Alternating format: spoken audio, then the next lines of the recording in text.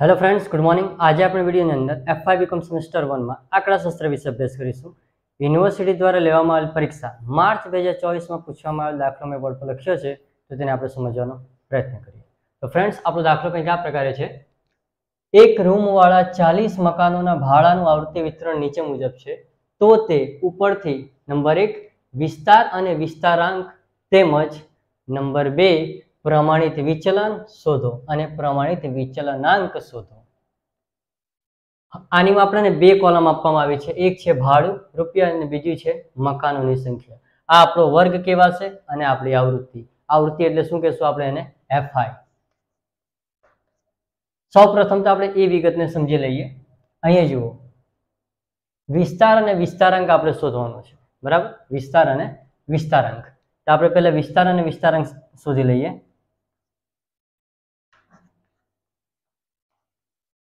વિસ્તારનું સૂત્ર થશે તમારું XH minus XL, highest minus lowest, એટલે કે સૌથી મોટું અવલોકન માંથી સૌથી નાનું અવલોકન બાદ કરવાનું, બરાબર। હવે આપણને મળશે ક્યાંથી? આજે આપણને વર્ગો જે આપવામાં આવ્યા છે તેમાં સૌથી મોટો નંબર આમાં ક્યાં છે? અહીંયા છે 94, અને XL એટલે કે સૌથી નાનો, તો સૌથી નાનો નંબર કયો? 60 છે, બરાબર। XH આપણો થઈ ગયો 94 અને XL થઈ જશે 60। બાદ બાકી કરીએ આ લોકોની આપણે। 94 માંથી 60 બાદ કરો, જવાબ આવશે 34। આપણો મળી ગયો વિસ્તાર। બીજી વિગત આપણે શોધવાની છે વિસ્તારાંકની।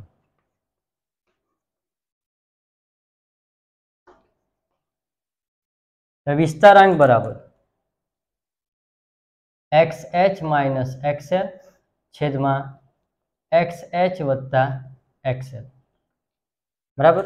ચાલો, XH કેટલા છે? 94, XL કેટલા? તો 60। નીચે પાછી જ વિગત પણ પ્લસ કરીને બતાવવાનું। આનો જવાબ કેટલા આવ્યો?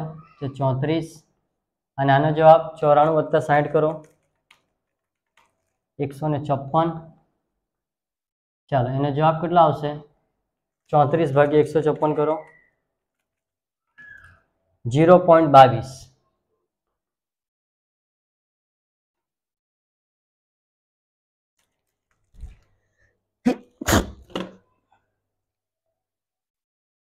આ આપણો રહે વિસ્તાર અને વિસ્તારાંક। હવે આપણે આગળના ક્રમે વધીએ, નંબર 2 પર। પ્રમાણિત વિચલન શોધો અને પ્રમાણિત વિચલનાંક શોધો। આપણે પહેલા પ્રમાણિત વિચલન શોધી લઈએ, એટલે કે SD એટલે કે S આપણે કાઢવાનું છે। ચાલો, કઈ રીતે મળશે? તો સૌ પ્રથમ આપણે x બાર શોધવાનો રહેશે, અને x બાર કઈ રીતે મળશે? અહીંયા આપણે પહેલા શું કાઢવાનો રહેશે? x એટલે કે xi। xi એટલે કઈ રીતે મળશે આપણને? આ બંનેનો સરવાળો, અધઃસીમા અને ઉર્ધ્વસીમા બિંદુઓનો સરવાળો ભાગ્યા 2 કરવાના આપણે। ચાલો, 60 વત્તા 64 કરો, ભાગ્યા 2 કરો, જવાબ કેટલા આવ્યા? 62। તે રીતે 65 વત્તા 69 ભાગ્યા 2 કરો, 67, બરાબર। હવે થોડુંક આપણે ધ્યાન દોરી લઈએ આ બાજુ। દરેકમાં ગેપ કેટલાનો છે? અંતર કેટલાનું છે? તો આપણે ધ્યાનથી જોઈએ તો બધામાં 5-5 નો ગેપ છે। જો આ રીતે જોશો ને તો તમને લાગશે કે 4 નો ગેપ છે, 5 નો નથી। પણ આ જે આપણને વસ્તુ આપવામાં આવી છે વર્ગ, તે અનિવારક વર્ગ છે, કારણ કે અહીં ઉર્ધ્વસીમા અને અધઃસીમા મેચ થતા નથી, અને જ્યારે મેચ નહીં થાય ત્યારે આપણે આ રીતના અંતર જોવાનું, બરાબર। ત્યારે આપણને સાચો અંતર ખબર પડશે, કમ્પ્લીટ। એટલે ગેપ દરેકની વચ્ચે કેટલાનો છે? તો 5-5 નો છે। એટલે આપણે શું કરશું? દરેકમાં 5 પ્લસ કરતા જઈએ। 62 માં 5 એટલે 67, 67 માં 5 પ્લસ કરો, 72, 72 માં 5 77, 77 માં 5 82, 82 માં 5 87, અને 87 માં 5 92। આ થઈ ગયા આપણું। આ સાથે આપણે Fi નો સરવાળો બી કરી લઈએ। સિગ્મા Fi બરાબર n બરાબર 5 વત્તા 7 10 8 5 3 અને 2, જવાબ આવ્યો અહીંયા 40। એક્સઆઈ મળી ગયા પછી આપણે શોધવાનું એફઆઈ એક્સઆઈ. શેના માટે? તો મધ્યકને મેળવવા માટે. ચાલો એફઆઈ એક્સઆઈ, તો એરી એફઆઈ ને એરી આપણે એક્સઆઈ બંનેનો ગુણાકાર 5 ગુણ્યા 62 310, 7 ગુણ્યા 67 469, 10 ગુણ્યા 72 એટલે 720, 8 ગુણ્યા 77 616, 5 ગુણ્યા 82 410, 3 ગુણ્યા 87 261, 2 ગુણ્યા 92 184. ત્યારબાદ આનો સરવાળો સિગ્મા એફઆઈ એક્સઆઈ બરાબર 310 વત્તા 469 720 616 410 261 અને 184 2970. સૌ પ્રથમ કામ આપણે પેલે શું કરીને રહેવાનું છે? એક્સ બાર શોધી લેવાનું. સિગ્મા એફઆઈ એક્સઆઈ છેદમાં સિગ્મા એફઆઈ અથવા તો એન. ચાલો કેટલા આવ્યા? 2970. અને સિગ્મા એફઆઈ કેટલા છે? તો 40. 2970 ભાગ્યા 40 કરો, કેટલા આવ્યા? 74.25. આ રહ્યો આપણો એક્સ બાર. હવે અહીંયા આપણે એક નવી કોલમ શોધવાની રહેશે, એક્સઆઈ માઇનસ એક્સ બાર. એટલે કે આ જે આપણે એક્સઆઈ લાવ્યા તેનામાંથી આને બાદબાકી કરીને અહીંયા લખવાનું, એટલે કે એક્સઆઈ માઇનસ એક્સ બાર. ચાલો 62 માંથી 74.25 કાઢો, માઇનસ 12.25. જે જવાબ આવે તે આપણે લખવાનો રહેશે 12.25. પછી 67 માંથી 74.25 માઇનસ 7.25. ત્યારબાદ 72 માંથી 74.25 માઇનસ 2.25. 77 માંથી 74.25 2.75. ત્યાર પછી 82 માંથી 74.25 7.75.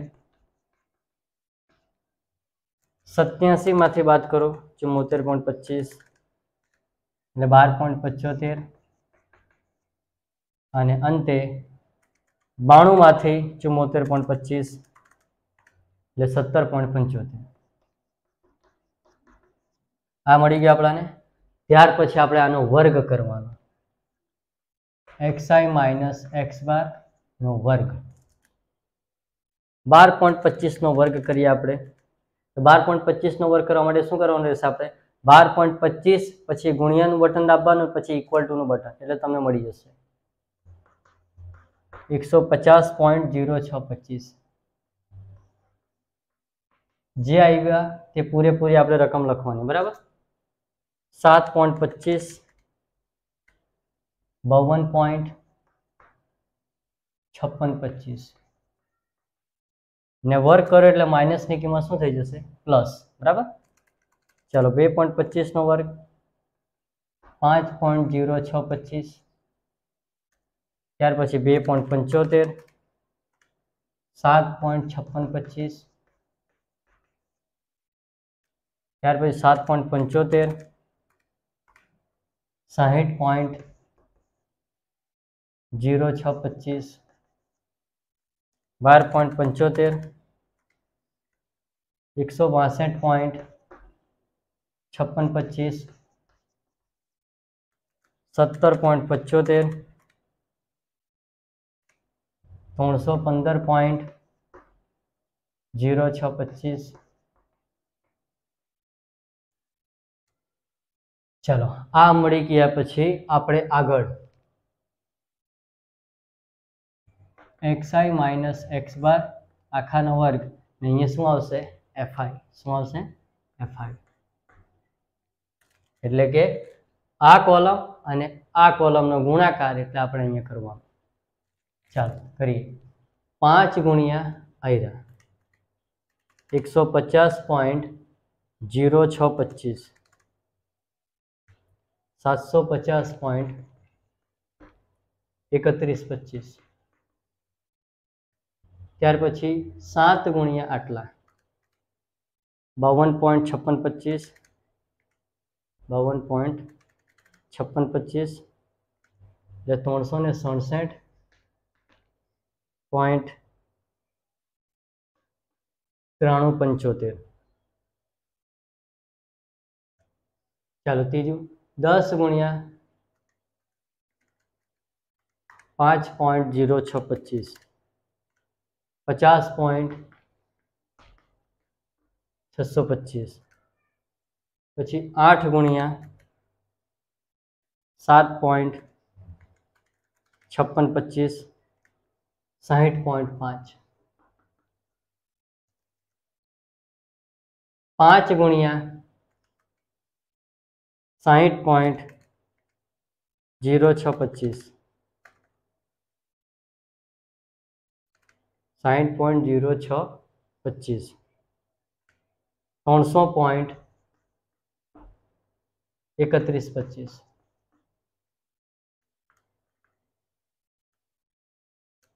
ત્યારબાદ 3 ગુણ્યા 162.5625 487.6875. અંતે 2 ગુણ્યા 315.0625 630.125. હવે આનો સરવાળો sigma fi xi minus x બાર આખાનો વર્ગ બરાબર 750.3125 367.9375 50.625 60.5 300.3125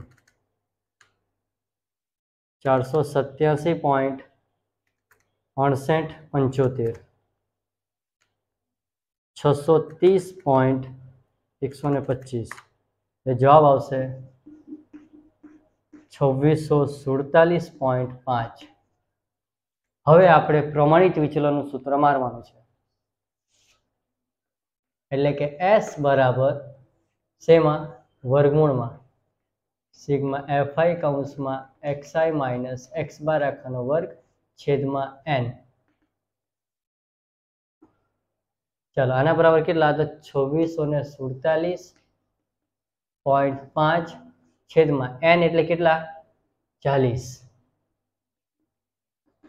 હવે અહીંયા જોજો 2647.5 ભાગ્યા 40 કરવાના, ઇક્વલ ટુ નું બટન દાબવાનું આપણે, એટલે જવાબ આવ્યો આપણો કંઈક વર્ગમૂળની અંદર 66.1875. બરાબર.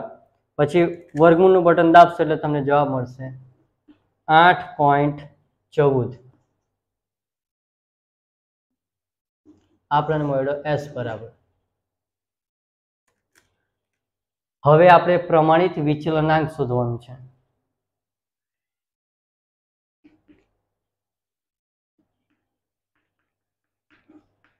પ્રમાણિત વિચલનાંક બરાબર S ના છેદમાં x બાર. S કેટલા આવ્યો આપણો? 8.14 ને x બાર કેટલો છે આપણો? 74.25. એટલે 8.14 ભાગ્યા 74.25 જવાબ આવશે આપણો 0.11. 0.10 11 જે આવે તે, બરાબર, બંને સાચા છે.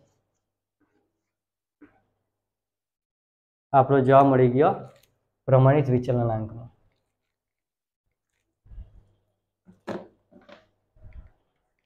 તો ફ્રેન્ડ્સ કંઈક આ રીતે આપણે આ દાખલાને સમજવાનો પ્રયત્ન કર્યો છે. તો ફ્રેન્ડ્સ જો તમને આ વિડીયો પસંદ આવ્યો હોય તો તમારા ફ્રેન્ડ સર્કલમાં વિડીયોને શેર કરવું, ચેનલને સબસ્ક્રાઇબ એન્ડ લાઇક કરવું. Thank you.